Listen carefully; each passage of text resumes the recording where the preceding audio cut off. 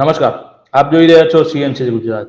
પાટણના સાંતલપુર રમણપુર પાટિયા નજીક ઇકો ગાડી અને બે ટેન્કર ભરેલી ગાડીઓના ટ્રિપલ અકસ્માત સર્જાયો હતો.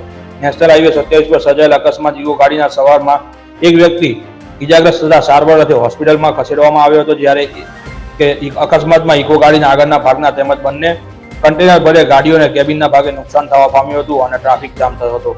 સાંતલપુરના રમણપુર પાટિયા નજીક વહેલી સવારે સર્જાયેલ અકસ્માતને પગલે રોડ ઉપર ટ્રાફિક જામ પણ થોડીવાર માટે થવા પામ્યો હતો. ઘટનાને પગલે આસપાસ વિસ્તારના લોકો પણ ઘટના સ્થળે દોડી આવ્યા હતા. ઘટનાની જાણ થતાં પોલીસ પણ તાત્કાલિક ધોરણે ઘટનાના સ્થળે પહોંચી હતી અને તપાસ હાથ ધરી હતી.